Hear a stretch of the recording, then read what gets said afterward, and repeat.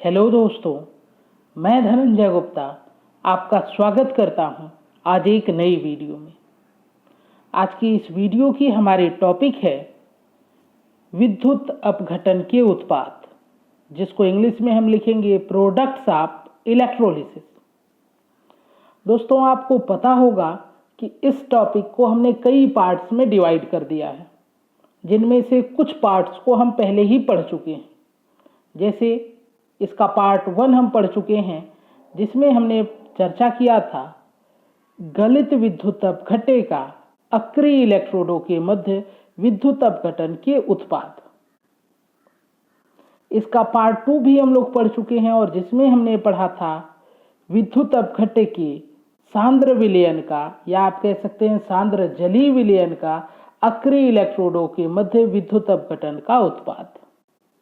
और आज इस टॉपिक से हम पार्ट 3 पढ़ेंगे, और आज की वीडियो में हम बात करेंगे विद्युत अपघट्य के तनु विलयन का अक्रिय इलेक्ट्रोडों के मध्य विद्युत अपघटन का उत्पाद।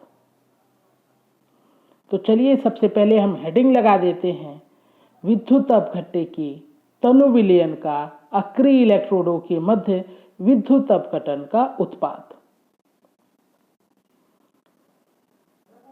पिछली 2 वीडियो में मैंने आपको ये बताया था कि जब भी आपको विद्युत अपघटन कराना हो, चाहे किसी भी अवस्था में कराना हो, तो आपको एक सेल की आवश्यकता होगी, जिसको हम कहते हैं विद्युत अपघटनी सेल। यहाँ पे फिगर में आपको एक साधारण प्रकार का विद्युत अपघटनी सेल दिखाया गया है। इस विद्युत अपघटनी सेल में आज हम लेंगे यहाँ पर NaCl का तनु जलीय विलयन। तो देखिए, मैंने नीचे यहाँ पे लिख दिया है NaCl + H2O डाइल्यूट, यानी कि हम डाइल्यूट को हिंदी में कहते हैं तनु। तो तनु विलयन लेंगे। जब विद्युत अपघटन प्रक्रिया शुरू होती है, तो सबसे पहले क्या होगा कि जो यहाँ पे NaCl है, जो कि एक विद्युत अपघट्य है, वो अपने आयनों में टूट जाएगा। तो यहाँ पे बन गया Na+Cl-। जल भी अपने आयनों में टूट जाएगा विद्युत अपघटन के दौरान, तो यहाँ से बनेगा H+OH-। कई बार आप एग्जाम या किसी दूसरे बुक्स में देखते हैं कि जल को नहीं तोड़ा जाता है, वाटर मॉलिक्यूल को तोड़ा नहीं जाता है, तो उससे कंफ्यूजन की बात नहीं है। आप तोड़ लेंगे तो और आसानी से आप उत्पाद तक पहुंच सकते हैं। अब हम जानते हैं कि जब विद्युत अपघटन प्रक्रिया होती है, तो इस विलयन में जो आयन होते हैं, वे अपने विपरीत आवेशित इलेक्ट्रोडों की ओर गति करते हैं। तो यहाँ जो Cl- और OH- है, ये दोनों कंपटीशन करेंगे एनोड की तरफ जाने का, क्योंकि वो एनोड पर पहुंचेंगे तो उनका होगा ऑक्सीकरण। तो दोनों में कंपटीशन होता है एनोड पर जाकर ऑक्सीकरण करने के लिए, और इस कंपटीशन में जीतता वही है जिसके ऑक्सीकरण की प्रवृत्ति अधिक होती है।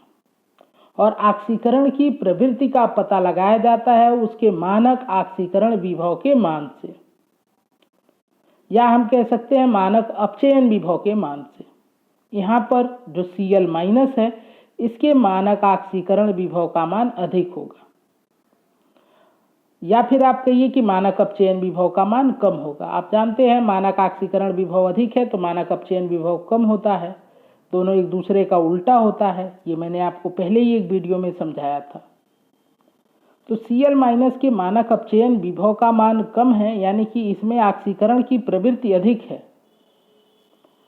तो नॉर्मली हम ये सोचेंगे कि जो Cl- होगा, इसमें से 2 Cl- एनोड पर जाएंगे, और एनोड पर जाके ये Cl2 बनाएंगे, और ये 2 इलेक्ट्रॉन बाहर करेंगे, मतलब इनका ऑक्सीकरण होगा। लेकिन तनु विलयन की अवस्था में ऐसा नहीं होता है। ये होगा कब? जब आप सांद्र विलयन रखेंगे। तनु विलयन की अवस्था में ऐसा नहीं होता है। अब कहेंगे क्यों नहीं होता है, वो हम बाद में समझते हैं। अब ऐसा नहीं होता है तो क्या होता है, इसकी बात करते हैं। तो तनु विलयन की अवस्था में Cl- का ऑक्सीकरण नहीं होता है, बल्कि OH- का ऑक्सीकरण होता है।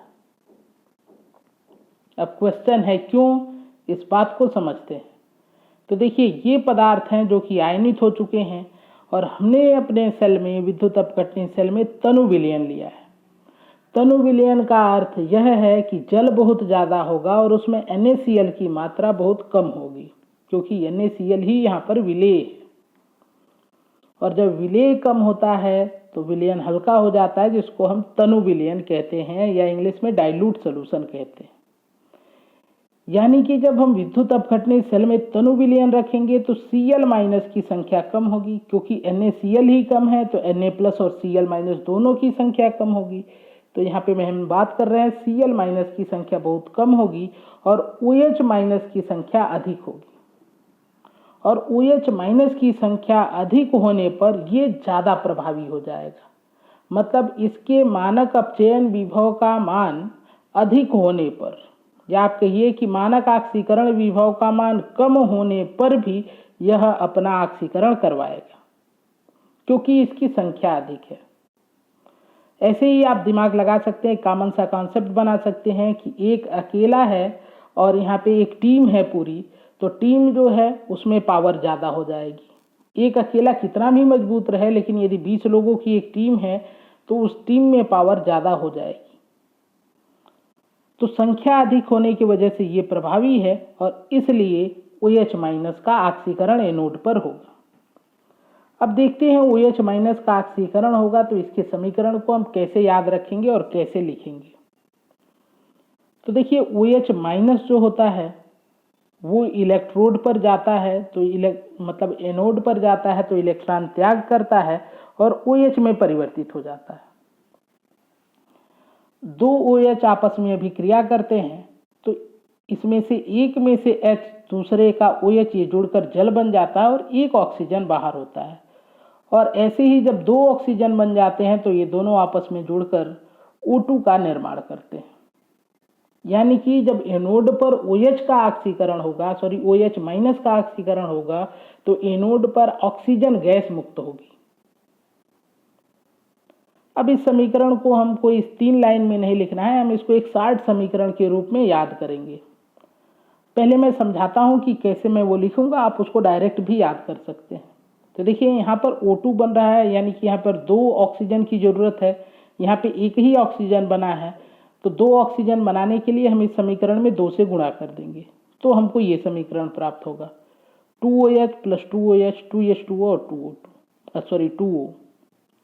अब देखिए यहाँ पर 2 और 2 4 OH का उपयोग किया गया है, जबकि इसके ऊपर वाले समीकरण में आप देखिए एक ही OH है। तो 4 OH लाने के लिए हम इसमें 4 से गुणा करेंगे, तो 4 से गुणा करेंगे तो ये इस प्रकार हो जाएगा 4OH- = 4 OH और +4 इलेक्ट्रॉन। और जो सबसे लास्ट वाला ये समीकरण है इसको हम ऐसे ही रहने देते हैं। अब इन तीनों को हम जोड़ देंगे तो देखिए ये जो 4 OH है, यहाँ पे 2 OH, इससे ये कैंसिल हो जाएगा। यहाँ पर ये जो 2 ऑक्सीजन परमाणु हैं ये इन दोनों ऑक्सीजन परमाणु से कैंसिल हो जाएंगे और हमको लास्ट में मिलेगा 4OH- = 2H2O + O2 4E-। ये समीकरण कैसे बनाया है हमने, इसको मैंने एक ट्रिक से आपको समझाया है। आप चाहें तो सीधा इसको याद रख सकते हैं कि OH- का ऑक्सीकरण किस प्रकार से होता है, तो ये समीकरण आप याद रख सकते हैं। तो जब एनोड पर OH- का ऑक्सीकरण होगा तो वहां से ऑक्सीजन गैस मुक्त होगी। उम्मीद है कि यहां तक की बात आपको समझ में आ गई है। तो अब हम बात करेंगे कैथोड पर क्या होगा। तो देखिए यहाँ पर कैथोड पर जाएंगे धनावेशित या धनायन, और यहाँ पे 2 धनायन है, Na+ भी है और H+ भी है। इन दोनों में भी प्रतिस्पर्धा होगा। आप जानते हैं कैथोड पर होता है अपचयन, तो वह धनायन जाएगा जिसके अपचयन विभव का मान अधिक होगा, और H+ जो है इसके अपचयन विभव का मान अधिक है, तो इसलिए H+ जाएगा कैथोड पर और H2 बनाएगा। आप जानते हैं एक H अकेला एग्जिस्ट नहीं करता है, हाइड्रोजन जो है वो बाई एटॉमिक मॉलिक्यूल है, इसलिए हम 2 H+ को ले जाएंगे और H2 बनाएंगे। अब आप कहेंगे सर यहाँ पे तो हमने तनु विलयन लिया है, तो वहाँ पे आयनों की संख्या का क्या प्रभाव होगा, जैसा कि हमने अभी बात किया था एनोड के केस में, तो इस पर हम चर्चा करते हैं।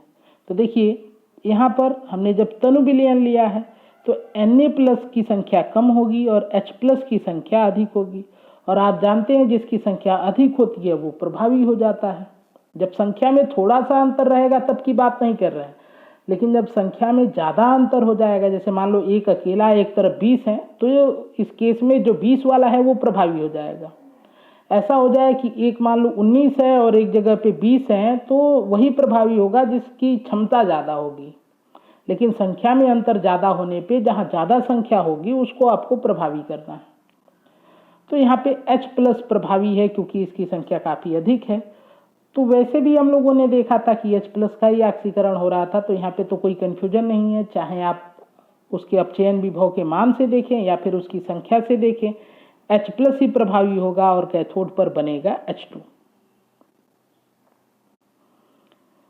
यानी कहने का अर्थ ये है कि जब हम किसी विद्युत अपघटनी सेल में NaCl का तनु जलीय विलयन लेकर विद्युत अपघटन कराते हैं तो हाइड्रोजन गैस बनती है कैथोड पर और एनोड पर बनती है ऑक्सीजन। हाइड्रोजन गैस बनती है कैथोड पर और एनोड पे बनती है ऑक्सीजन गैस। और इस प्रक्रिया में जो H+ है और जो OH- है ये यूज कर लिया जाता है। यानी कि इस सेल के अंदर जो H+ थे OH- थे वो यूज हो जाएंगे, लेकिन यहाँ पर कोई यूज नहीं है Na+ का और Cl- का। तो Na+ Cl- ऐसे ही सोल्यूशन में या इस विलयन में पड़े रहेंगे। तो आप कहेंगे कि हम जब जलीय विलयन लिए हैं वहाँ पर और NaCl मिलाए हैं तो NaCl का कोई उपयोग भी नहीं हो रहा है। लेकिन यहाँ पर एक बहुत ही इम्पोर्टेंट उपयोग है, वो एक ऐसे मीडियम का निर्माण कर रहा है जहाँ पे ये प्रक्रिया हो पा रही है। यदि केवल जल को रखकर हम ये विद्युत अपघटन कराते तो ये विद्युत अपघटन नहीं हो पाता, क्योंकि जल जो होता है वो अच्छा चालक नहीं होता है। लेकिन जब उसमें हम लवण मिला देते हैं, जैसे साल्ट के रूप में NaCl मिला दिया, तो उसकी चालकता बढ़ गई और तभी ये प्रक्रिया संपन्न हो पाई, यानी कि इसका विद्युत अपघटन यानी जल का विद्युत अपघटन हो पाया। तो उम्मीद है आपको समझ में आया होगा कि तनु विलयन में क्या परेशानियां होती हैं और क्या बात हमको ध्यान में रखना है। यहाँ पे जो संख्या है वो ज़्यादा मायने रखने लगता है, उसकी क्षमता से ज़्यादा उसकी संख्या प्रभावी हो जाती है। तो आज के इस वीडियो में बस इतना ही। अगली वीडियो में हम विद्युत अपघटन के उत्पाद से ही कुछ नया पढ़ेंगे, क्योंकि अभी भी इसमें काफ़ी कुछ बचा हुआ है। जैसे अभी हम लोग सक्रिय इलेक्ट्रोड की बात नहीं किए हैं अभी तक, तो हम बस अक्रिय इलेक्ट्रोड की बात कर रहे हैं। आज की वीडियो देखने के लिए आपका धन्यवाद। वीडियो यदि आपको पसंद आती है तो वीडियो को लाइक करें, मेरे चैनल को सब्सक्राइब करें और बेल आइकन को प्रेस करें, क्योंकि रेगुलर ही मैं ऐसी ही मज़ेदार वीडियो आपके लिए लाता हूं और जिससे आपको पढ़ाई में बहुत सहायता मिलता है। वीडियो से संबंधित अपने विचार को कमेंट बॉक्स में ज़रूर लिखें। हमसे जुड़ने के लिए, हमारी वीडियो देखने के लिए आपका धन्यवाद। अब हम बात करेंगे आपसे